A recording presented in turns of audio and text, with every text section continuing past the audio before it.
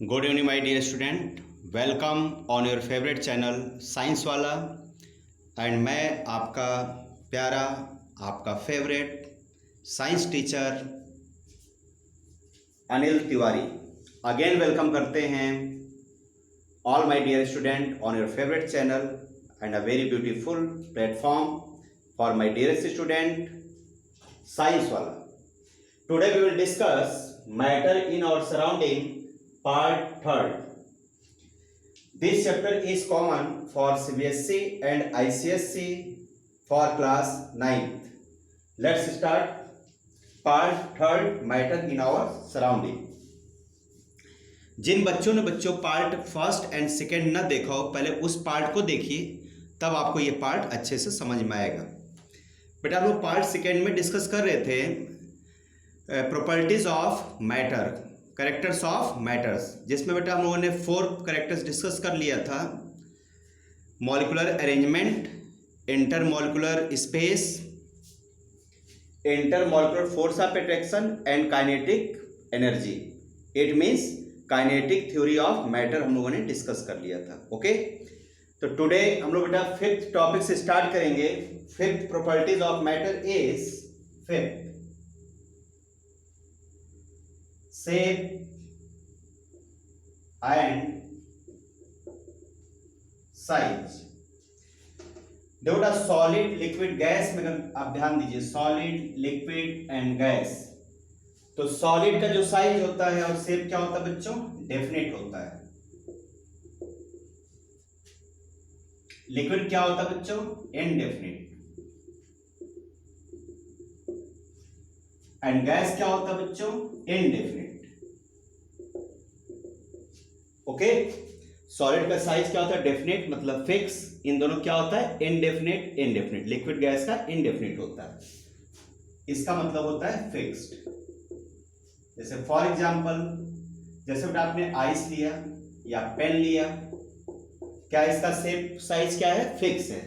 Liquid water का कोई fix नहीं है, जिस पॉट में रखेंगे उसका वो शेप मतलब उसी शेप का हो जाता है। और गैस का इनडेफिनिट होता है, एयर का कोई शेप नहीं होता। फॉर एग्जांपल एयर, इसका बच्चा हो जाएगा वाटर। इनडेफिनिट का मतलब होता है नॉट फिक्स।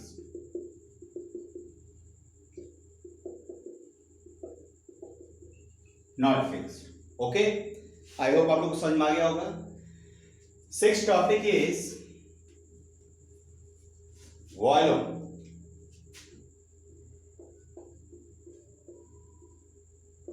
वॉल्यूम का मतलब होता है space occupied by any substance. Space occupied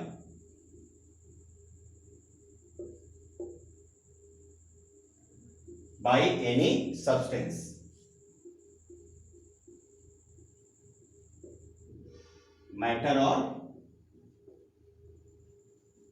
matter और सब्सटेंस।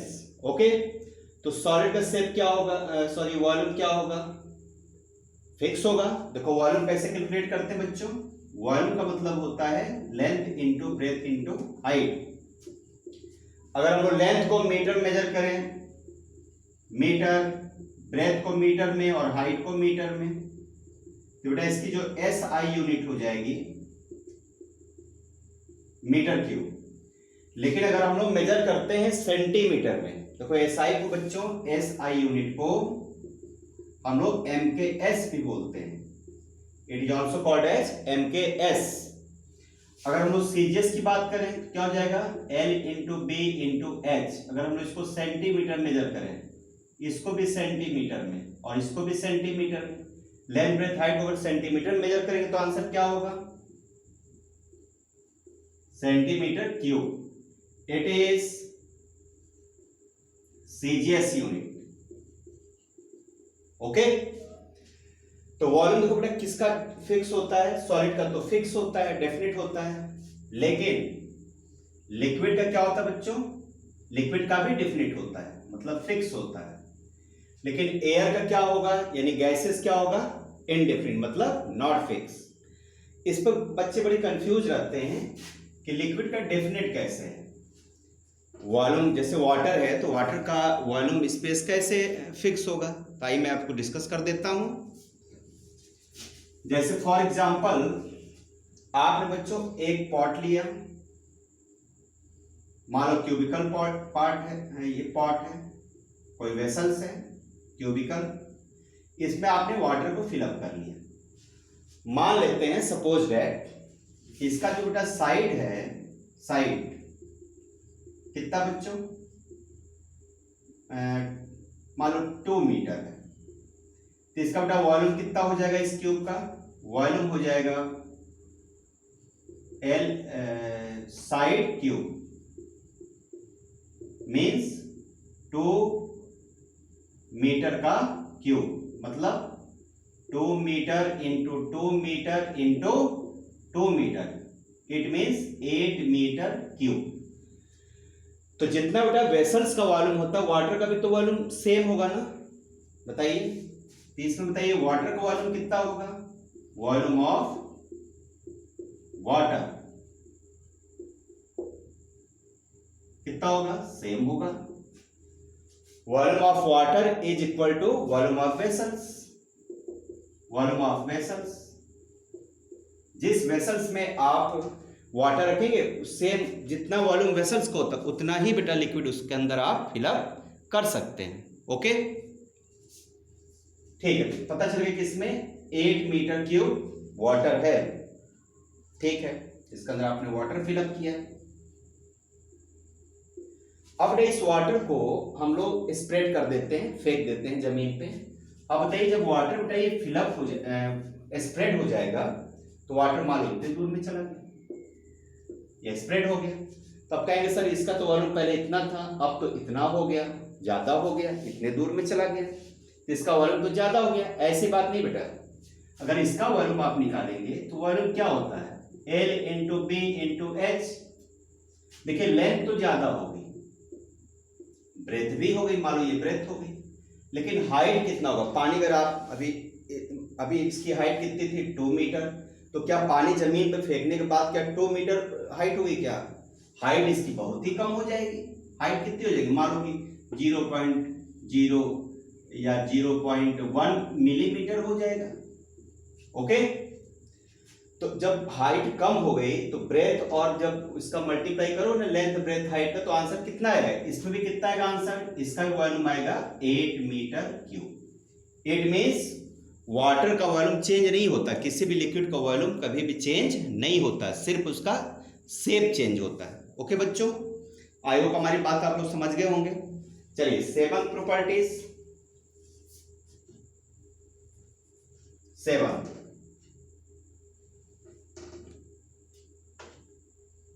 डेंसिटी।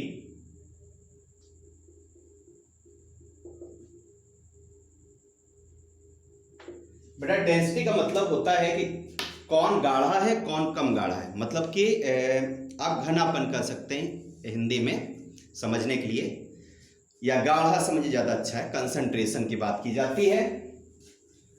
अब थोड़ा इसको हम लोग साइंस की लैंग्वेज में इसको डिफाइन कर लेते हैं। तो बेटा साइंस की लैंग्वेज में डेंसिटी क्या होता है, it is defined as mass per volume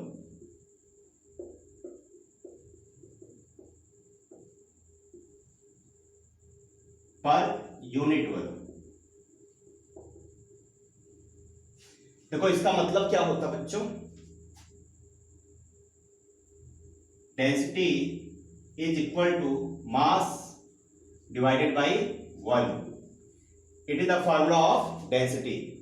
अगर मास को बेटा हम लोग कैलकुलेट करते हैं केजी में और वॉल्यूम को मीटर क्यूब में, तो क्या इसका होगा यूनिट बच्चों, तो एसआई यूनिट हो जाएगा, या बोलते हैं एमकेएस यूनिट,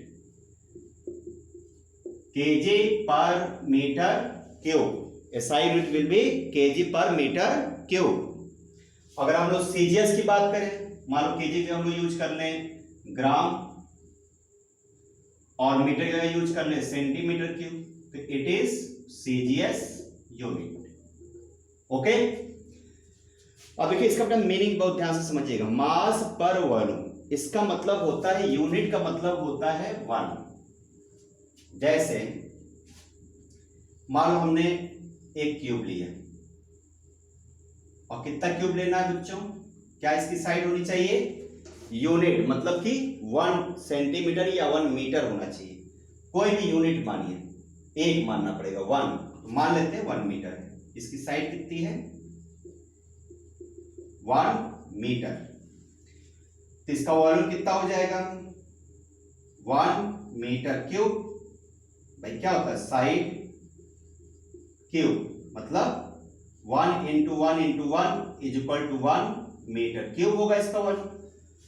आप ध्यान समझिए, एक और इसी का इक्वल एक क्यूबिकल एक वेसल्स और लीजिए जो क्यूब के फॉर्म में हो, सेम इसी का। चलिए हम एक और ले लेते हैं यहां पे। इसमें बच्चों फिलअप कर लो हनी, और इसमें फिलअप कर लीजिए वाटर। ओके, अब आप सोच के बताइए कि इतने दूर में हनी भरा हुआ और इतने ही प्लेस में वाटर भरा है, किसका बेटा मास ज्यादा होगा, कौन ज्यादा वजन होगा, किसका वेट ज्यादा होगा। तो कॉमन सी बात है, हनी गाढ़ा होता है, तो इसका वेट क्या होगा, ज्यादा होगा, है कि नहीं, सही है ना।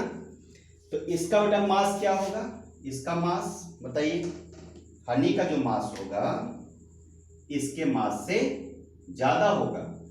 ओके, लेकिन वॉल्यूम क्या है, जितना इसका वॉल्यूम है सेम वॉल्यूम इसका भी है। अब आप सोचिए डेंसिटी किसकी ज्यादा होगी, ध्यान समझना। मान लेते हैं,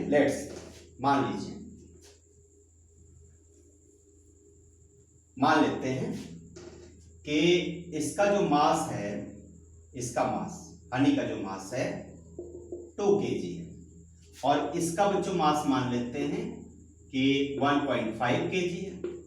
अब आप बताइए डेंसिटी कैसे पता चलेगा, वॉल्यूम तो दोनों का फिक्स है। देखो इसका वॉल्यूम कितना है, 1 मीटर क्यूब, और इसका वॉल्यूम कितना वाटर का, 1 मीटर क्यूब। अब यहां डेंसिटी दोनों की कैलकुलेट करिए। देखिए इसका बच्चों डेंसिटी कितना आएगा, D equal to m upon v। m कितना बच्चों, 2 डिवाइडेड बाई 1, आंसर कितना आया, 2 kg पर मीटर क्यूब। ओके, अब इसका चेक करिए, इसका डेंसिटी कितना आएगा, वाटर का, डेंसिटी ऑफ वाटर। ये किसकी डेंसिटी है, डेंसिटी ऑफ हनी, कितना आएगा वाटर का बताइए, m अपॉन v।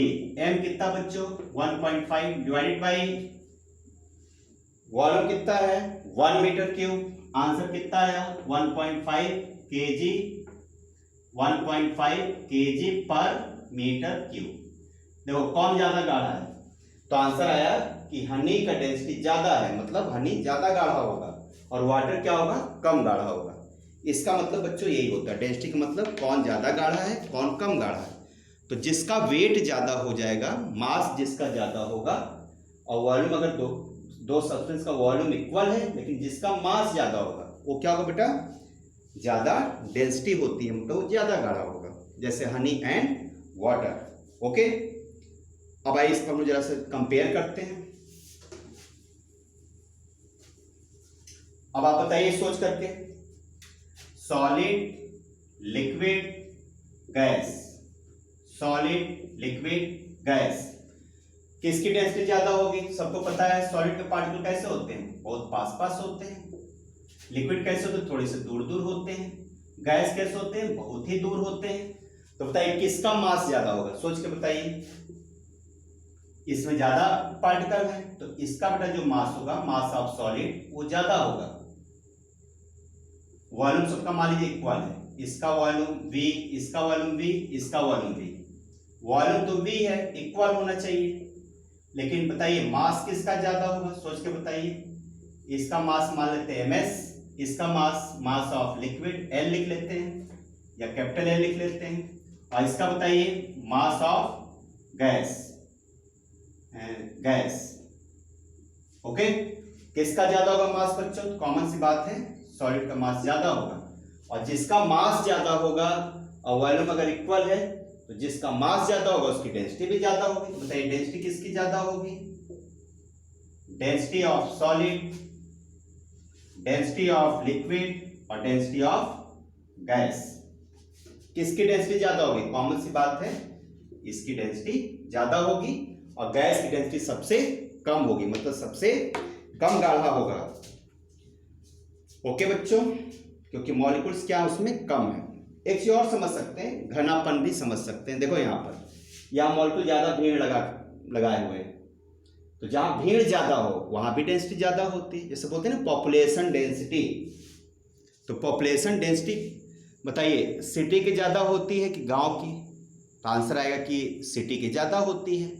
और क्योंकि मैं जरा कैमरा सेट कर दूं, ओके, हमें लग रहा है आप सही दिख रहा होगा। गुड। तो शहर की पॉपुलेशन डेंसिटी ज़्यादा है कि विलेज की? तो कॉमन सी बात है, सिटी की ज़्यादा होती, क्योंकि सिटी में ज़्यादा लोग रहते हैं, ज़्यादा घना रहता है। ओके बच्चों, आई होप हमारी बात समझ गए होंगे आप लोग। तो इसका आंसर कैसे लिखेंगे? Density of liquid molecules is less than solid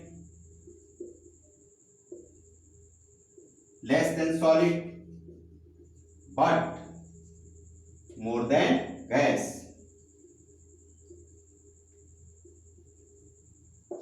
It is final answer. Okay, चलिए next topic.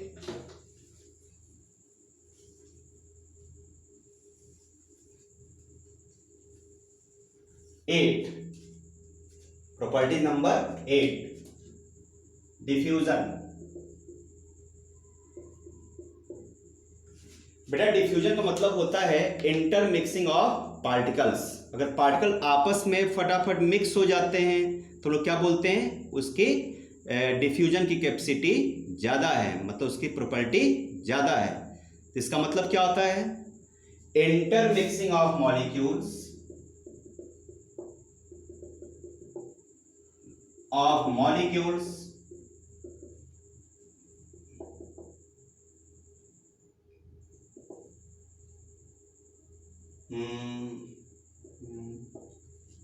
Into each other, मतलब आपस में मिक्स हो जाना। या इसके डेफिनेशन और लिख सकते हैं क्या बच्चों? मूवमेंट ऑफ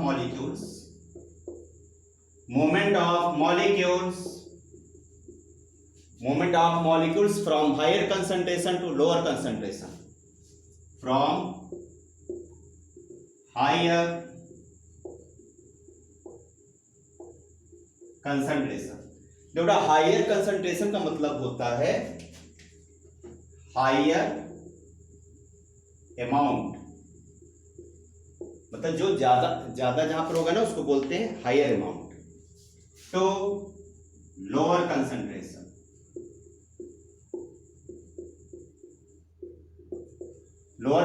मतलब क्या हुआ? Lower amount.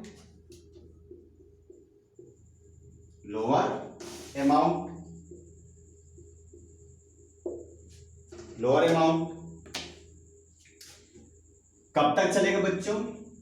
Till equilibrium state. Equilibrium state का मतलब होता है जब तक इक्वल ना हो जाए, मतलब कि इक्वल हो जाए, इज कॉल्ड एज डिफ्यूजन।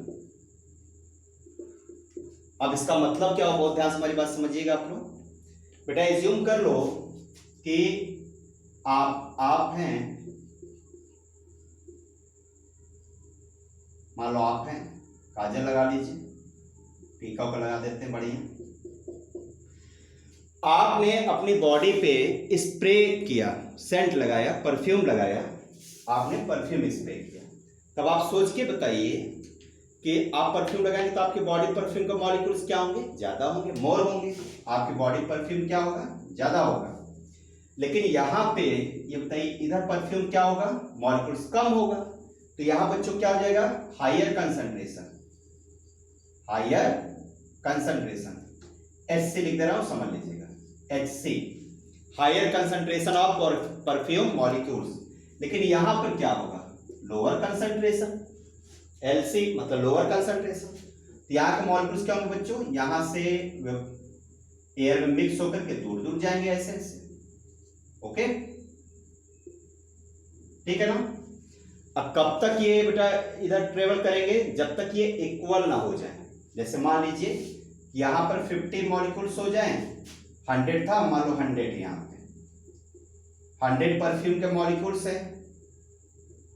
इसमें से बच्चों धीमे धीमे पहले आया 1, फिर आया धीमे धीमे 10, फिर आया 20, फिर 30, 40। जब बेटा यहाँ 50 हो जाएगा ना 50, तो दोनों क्या हो जाएंगे बताइए। इसमें से 100 से 50 वहां चले गए, यहाँ कितना बचा 50। तो बताइए दोनों तरफ इक्वल हो गया कि नहीं।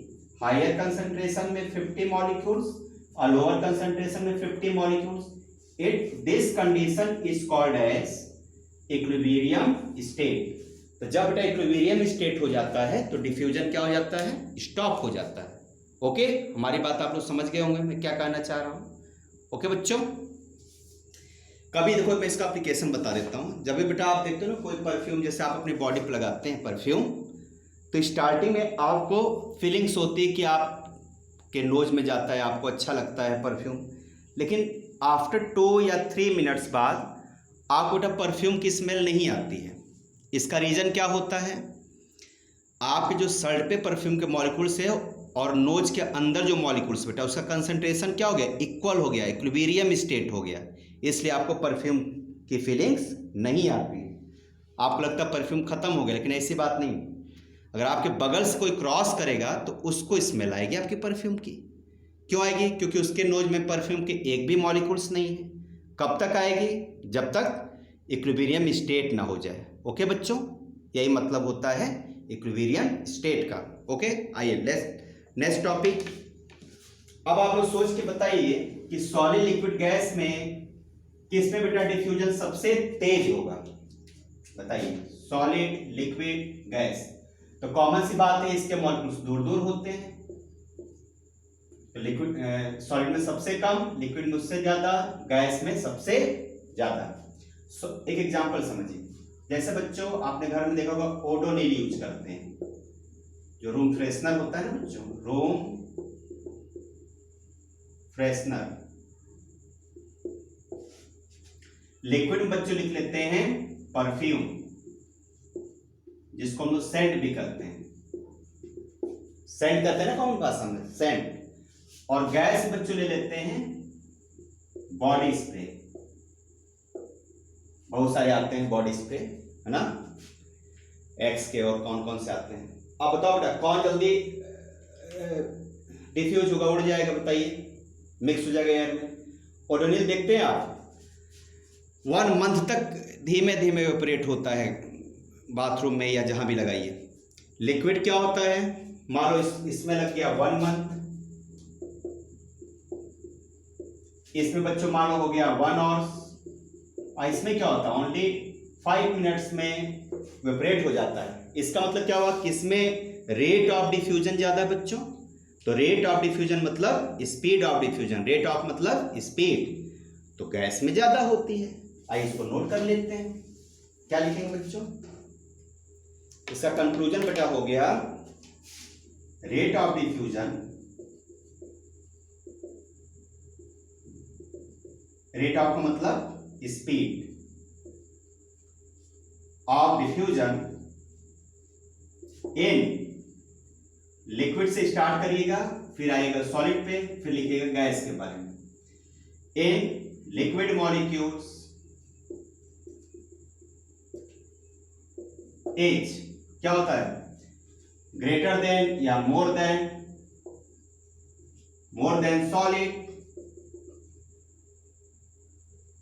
Solid molecules, but less than gas. Okay, molecules, हमारी बात आप समझ गए होंगे। देखो बेटा जो जल्दी दौड़ेगा जल्दी मिक्सअप हो जाएगा, जल्दी भागेगा। तो इसका रीजन एक हम लोग और लिख सकते हैं कि इसका रीजन क्या है, क्यों ऐसा होता है, गैस में तेज क्यों होता है। तो ध्यान सुनिएगा, rate of diffusion directly proportional to kinetic energy. जिसमें काइनेटिक एनर्जी ज्यादा होगा उसका रेट ऑफ डिफ्यूजन भी बच्चों ज्यादा होगा। तो काइनेटिक एनर्जी में पढ़ा चुका हूं आपको, लेक्चर नंबर 2 देख लीजिएगा, 1 भी देखिएगा किसी 1 या 2 में है, तो काइनेटिक एनर्जी गैस में सबसे ज़्यादा होती है, इसलिए उसमें डिफ्यूजन भी सबसे फास्ट होता है। ओके बच्चों, ठीक।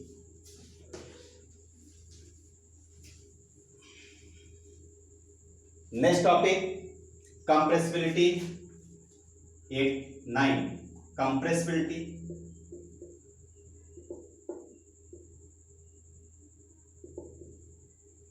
बेटा कंप्रेसिबिलिटी का मतलब होता है किसको आप कंप्रेस कर सकते हैं। कंप्रेसिबिलिटी आप बहुत ध्यान समझिएगा। देखो कंप्रेसिबिलिटी क्या होती है, जैसे मैंने देखो इसको प्रेस किया और इसको छोड़ दिया ऐसे, देखो फिर अपने शेप में आ गया, it is called as compressibility.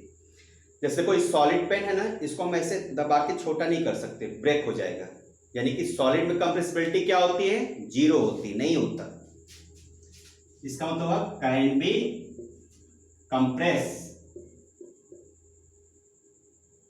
मतलब कि shape change by applying pressure. Okay बच्चों, तो सॉलिड, लिक्विड, गैस, इसमें बच्चों कंप्रेसिबिलिटी क्या होती है, नहीं होती। लिक्विड क्या होता है, इसमें वेरी लीस्ट होती है और नहीं भी होती, हो भी सकती नहीं भी हो सकती, बहुत ही कम, 0.0000 ऐसे करके होता है, बहुत कम होता है। अब गैस का तो बच्चों ये कंप्रेसिबल होता है। ओके, तो कंप्रेसिबिलिटी एक्चुअली में हम लोग यूज करते हैं गैस के लिए, लिक्विड और सॉलिड के लिए कंप्रेसिबिलिटी वर्ड यूज नहीं होता है। ओके बेटा, ध्यान दीजिए, मैं बता रहा हूं। जैसे देखिए आप जिस घर में रहते हैं, मकान में रहते हैं, आप सोचिए वो ब्रिक से बना हुआ है, ईंटे से बना हुआ है। अब बेटा जब घर बन रहा होगा तो जो नींव होती है, फाउंडेशन होती है, उसमें ईंटे लगे होते हैं ना। अब सोचिए पूरा मकान बना हुआ है, 5 फ्लोर, 6 फ्लोर, 10 फ्लोर, 20 फ्लोर। अब सोचिए जो सबसे नीचे ईंटा होगा फाउंडेशन में, नींव में होगा, उस पर कितना वेट होगा। इसका आंसर होगा ह्यूज वेट, बहुत ज़्यादा वेट होगा। लेकिन क्या अगर हम उस ईंटे को फाउंडेशन से निकालें, नींव से निकालें, तो उसको तो बेटा मकान के जो वेट है, वजन है, उस वेट से तो छोटा ईंटा हो जाना चाहिए था ना। इतना बड़ा ईंटा था तो छोटा हो जाता है दब दब के। लेकिन अगर आप 100 ईयर्स बाद भी उस ईंटे को निकालोगे तो शेप उसका सेम होगा। इसका मतलब क्या हुआ, उस ब्रिक पे प्रेशर का कोई इफेक्ट नहीं पड़ा। इसका मतलब सॉलिड पर प्रेशर कोई इफेक्ट नहीं पड़ता। ओके माय डियर स्टूडेंट, आप समझ गए होंगे। आइए हम लोग जरा इसका एक हम लोग बच्चों एप्लीकेशन समझ लेते हैं। देखो ध्यान समझेंगे। देखो अगर हम लोग गैस ले लेते हैं, जैसे CO2 गैस, मॉलिक्यूल्स कैसे होंगे, बहुत दूर दूर होंगे। अगर बेटा इस पर हम लोग हाई प्रेशर अप्लाई करते हैं तो इसके मॉलिक्यूल्स क्या हो जाएंगे, प्रेशर लगाएंगे तो मॉलिक्यूल पास आ जाएंगे, ऐसे हो जाएंगे। तो बेटा क्या बन जाएगा, लिक्विड CO2, यानी CO2 गैस कैसा हो जाएगा, लिक्विड फॉर्म में आ जाएगा। अगर बेटा हम लोग और प्रेशर इस पर अप्लाई करते हैं, हाई प्रेशर, तो हमें क्या ऑब्टेन होगा बच्चों, हमको लास्ट में यहां मिल जाएगा सॉलिड CO2। क्या मिल जाएगा बेटा हम लोग को, सॉलिड CO2। ओके, और बेटा ये बहुत ही आइस की तरह दिखता है, बहुत ठंडा होता है, इसलिए इसको क्या बोलते हैं, so it is called as dry ice, looks like ice. अब बेटा इसका यूज किया जाता है सॉलिड CO2 का, बहुत ही ठंडा होता है, बर्फ से भी ज़्यादा ठंडा। तो आइसक्रीम को रिजर्व करने के लिए, मतलब मेल्ट ना हो, इसका यूज किया जाता है। ओके बेटा, और स्पेशल इफेक्ट के लिए भी यूज किया जाता है। जैसे स्टेज प्रोग्राम देखते हैं ना, स्मोक उड़ता रहता है, या फिल्मों में देखते हैं, तो उसमें सॉलिड CO2 का यूज किया जाता है। ओके बच्चों, एक चीज बहुत जरा हमारी बात ध्यान समझिएगा। ये गैस है, ये क्या है बच्चों, लिक्विड, और ये क्या है, सॉलिड लिक्विड गैस। देखिए बेटा जब आप गैस से, ध्यान सुनना, सॉलिड लिक्विड गैस, अगर आप सॉलिड से लिक्विड में कन्वर्जन करेंगे, लिक्विड से गैस, इधर बेटा जाने पे याद कर लो सब लोग, सॉलिड से लिक्विड जाएंगे तो टेम्परेचर हाई होगा लेकिन प्रेशर क्या होगा, डाउन होगा। ओके, लिक्विड से गैस में जाएंगे तो टेम्परेचर हाई होगा, प्रेशर क्या होगा, लो होगा। कब होगा, जब आप सॉलिड से गैस तरफ चलेंगे। लेकिन मान लो अगर आप रिटर्न होना चाहते हैं, आप गैस से आना चाहते हैं लिक्विड पे और लिक्विड से आना चाहते हैं सॉलिड पे, इसका कंडीशन अपोजिट हो जाएगा। इसका मतलब टेम्परेचर को बच्चों कम रखेंगे और प्रेशर क्या रखेंगे, ज्यादा। ओके,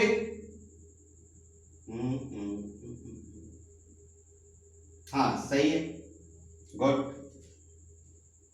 हाँ सही है, सही। फिर टेम्परेचर को क्या करेंगे, लो, और प्रेशर क्या कर देंगे, हाई। देखो ऐसा क्यों करते हैं, जरा कंडीशन याद रखना ही है, अपोजिट हो जाता है।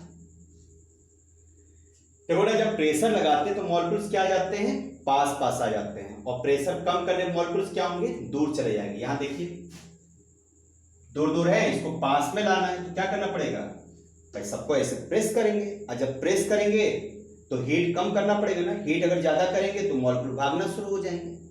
इसका मतलब जहां हाई प्रेशर हो वहां टेम्परेचर हमेशा लो होगा, लो टेम्परेचर। यहां भी क्या होगा बच्चों, टेम्परेचर लो होगा।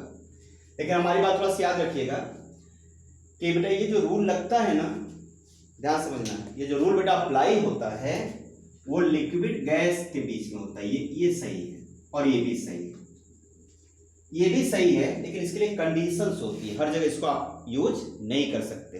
तो क्लास 9 के हिसाब से ये लिक्विड से गैस, गैस से लिक्विड, लिक्विड से गैस, गैस से लिक्विड, ये कंडीशन आपको याद रखना है।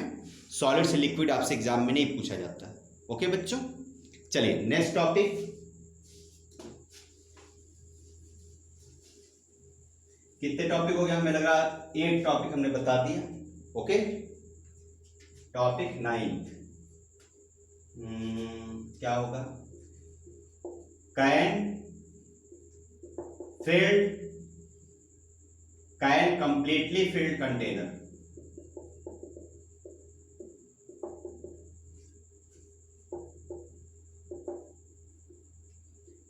बेटा कौन ऐसा स्टेट है जो किसी भी पॉट को, कंटेनर को जिसमें वो रखा जाता है उसको कंप्लीटली फिलअप कर दे। सोचिए, मान लो हमने बेटा कोई एक पॉट ले लिया, इसमें हमने शुगर रख दिया, तो शुगर कैसे होगा, सॉलिड होता है ना, तो सॉलिड के मॉलिक्यूल कैसे होंगे, इस तरीके से होंगे। लिक्विड भर के देखिए तो लिक्विड कैसे होंगे, थोड़े से दूर दूर होंगे बच्चों। गैस, गैस के मॉलिक्यूल बहुत ही दूर दूर होते हैं। बताइए कौन कंप्लीटली फिलअप करेगा, बताइए सोच करके। तो बेटा इसका आंसर होता है शुगर तो कभी नहीं कर पाएगा, सॉलिड कभी नहीं कर सकता। क्यों, तो इसके बीच में कोई जगह बच गई कि नहीं है, देखिए बीच में स्पेस बच गई नहीं है सब बेटा, देखिए सबके बीच में ये स्पेस बच गया। जैसे आप बॉल ले लीजिए, बॉल को रखिए तो उसके बीच में हमेशा क्या होगा, स्पेस रह जाएगी। मान लो एक बॉल ये है, एक बॉल यहां पर रख लिया है ना,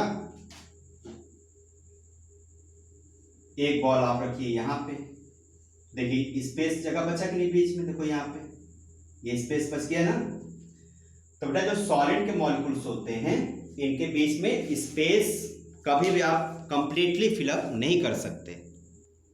ओके माय डियर स्टूडेंट, देखिए इस स्पेस को बच्चों बोला क्या जाएगा, ध्यान दीजिए, क्या है, मॉलिक्यूल्स। मॉलिक्यूल्स, तो मॉलिक्यूल्स के बीच में क्या कौन सी स्पेस होती है, इसको बोलते हैं इंटर मॉलिक्यूलर स्पेस। क्या बोलते हैं बच्चों, इंटर मॉलिक्यूलर स्पेस, मतलब 2 मॉलिक्यूल्स के बीच की गैपिंग। इसका भी एक नाम और भी होता है, क्या होता है इसका, it is also called as inter spatial space, मतलब इंटर स्पेशियल स्पेस, ISS पे बेटा इसे बोला जाता है। Okay, inter spatial space. Okay, liquid बेटा क्या होता है, वाटर। जैसे वाटर देखिए आपको लगता है कि पूरा फिलअप कर दिया ना यहां तक ग्लास में, लेकिन ऐसा नहीं होता, बहुत ध्यान समझिएगा। जब बेटा आप लिक्विड आप रखते हैं, लिक्विड जैसे मान लो ग्लास है, ग्लास में आपने वाटर को फिलअप कर दिया, water, means liquid, water means liquid. तो आपको लगता है ग्लास पूरा भर गया, ये टम्बलर, जो ये टम्बलर है, टम्बलर मतलब ग्लास पूरा भर गया, लेकिन ऐसी बात नहीं बच्चों। देखो वाटर का एक्चुअली जो शेप होता है ना, वो इस तरीके से होता है। कैसा होता है? ऐसे होता है, ठीक है, मतलब इतना गैपिंग रहता है।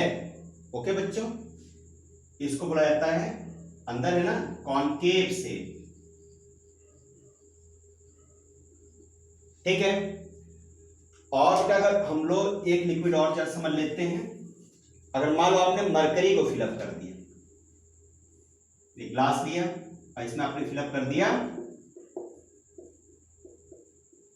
Mercury, Hg। मरकरी का बेटा यूज किया जाता है थर्मोमीटर में और बैरोमीटर में। थर्मोमीटर में टेम्परेचर को मेजर करते हैं, और बैरोमीटर एक अपरेटस होता है जिससे हम लोग बच्चों एटमॉस्फेरिक प्रेशर, मतलब जो चारों तरफ हवा भरी हुई है उसका कितना प्रेशर है अर्थ पे, है ना, उसको बोलते हैं एटमॉस्फेरिक प्रेशर। तो उसको उसमें भी किस इंस्ट्रूमेंट से करते हैं? बैरोमीटर। अब बैरोमीटर में बच्चों क्या यूज होता है? मरकरी। तो मरकरी के बेटा दो यूज है, to measure temperature, thermometer example हो गया, to measure pressure example barometer, BARO, baro METER, meter. देखो ना, मरकरी जब आप फिलअप करते तो मरकरी इसके अपोजिट होता है, मतलब कॉन्वेक्स शेप हो जाता है। देखो किस तरीके से, ऐसे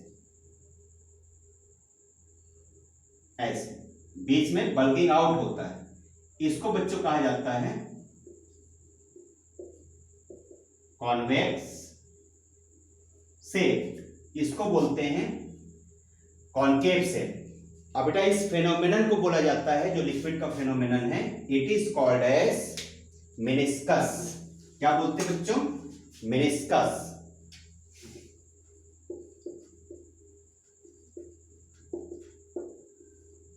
आई होप आपको समझ में आ गया होगा कि मेनिस्कस क्या होता है। अब क्यों होता है इसका रीजन आपको बताना है, इसका ये आपको होमवर्क हो गया। मेनिस्कस क्या होता है, ऑन द बेसिस ऑफ आपको वाटर और मरकरी, इसको एक्सप्लेन करके हमें कमेंट करना है कमेंट बॉक्स में। नहीं आएगा आप लोग हमें कमेंट करिएगा, मैं इसको आंसर बताऊंगा नेक्स्ट वीडियो में। ओके चलिए, तो देखिए कंटेनर कौन फिलअप कर सकता है? Only gases. गैस बेटा हमेशा कंप्लीटली फिलअप होता है। जैसे मान लो मैं इस क्लास में हूं, तो इस क्लास में कहीं भी आप जाओगे ना, एयर का हमेशा पार्टिकल आपको मिलेंगे। लेकिन अगर मैं लिक्विड भर दूं तो ऐसा हो जाएगा वाटर, मरकरी भर दूं तो इस तरीके से हो जाएगा। सॉलिड तो हो ही नहीं सकता, सॉलिड के पार्टिकल के बीच में इंटरस्टेशियल स्पेस होता है, इंटरमोलेकुलर स्पेस होता है, इसलिए इसका आंसर हो गया। फाइनल आंसर क्या हो गया बच्चों बताइए? सॉलिड, लिक्विड, गैस कौन फिलअप कर सकता है? तो ओनली सॉलिड कैन, नहीं, sorry, only gas can fill any container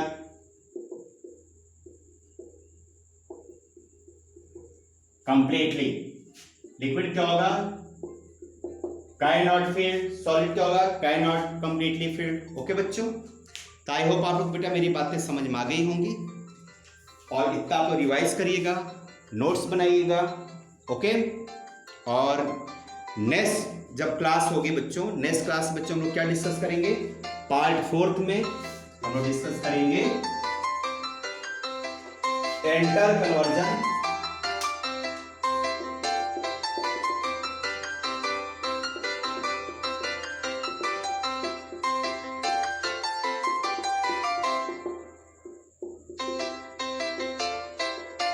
okay, inter conversion of physical state of matter हम लोग पार्ट 4 में स्टार्ट करेंगे और आगे तक स्टडी करेंगे।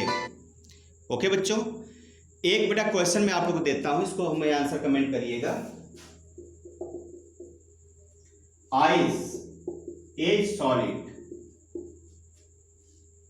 And water is liquid, but ice floats on water surface, give reason. देखो बेटा, जो सॉलिड होता है, ध्यान दीजिए, हमने क्या पढ़ा था, सॉलिड की डेंसिटी ज्यादा, लिक्विड की उससे कम और गैस की सबसे कम। बेटा जिसकी डेंसिटी ज्यादा होती है ना, वो पानी में डूब जाना चाहिए, फ्लोट मतलब सिंक हो जाना चाहिए, लेकिन आइस क्या होता है, फ्लोट करता है। इसका रीजन आपको बताना है। आयरन तो फ्लोट नहीं करता है, आप आयरन ले लो, स्टोन ले लो, वाटर में डालो तो डिप हो जाता है, लेकिन आइस क्यों फ्लोट करता है, इसका बच्चों आप लोग को रीजन हमें कमेंट बॉक्स में कमेंट करके बताना है। ओके, तो आई होप आपको बेटा ये लेक्चर समझ में आया होगा। और हम लोग बेटा लेक्चर फोर्थ में क्या क्या स्टडी करेंगे, inter conversion of state of matter, melting point, boiling point, okay, and latent heat and temperature and its unit. हम लोग केल्विन को कैसे कन्वर्ट करते हैं डिग्री सेल्सियस में, डिग्री सेल्सियस को कैसे कन्वर्ट करते हैं केल्विन में, बॉडी का टेम्परेचर कैसे मेजर करते हैं, फ़ारेनहाइट क्या होता है, ये सब डिस्कस होगा पार्ट 4 में, तो देखना मत भूलिएगा। ओके, पार्ट 4 भी देखिए और सारे नोट्स सीक्वेंस से बनाते जाइए। ओके बच्चों, ठीक है, सबको बेस्ट ऑफ लक। घर पे रहिए क्योंकि कोरोना इफेक्ट चल रहा है, खाइए पीजिए, मस्त रहिए और खूब पढ़िए और नोट सीक्वेंस से बनाते रहिए। और सबसे जरूरी काम, चैनल को, साइंस वाला चैनल को like, subscribe and maximum maximum maximum share करिए। ओके बच्चों, ठीक है, best of luck, good night, bye, Tata.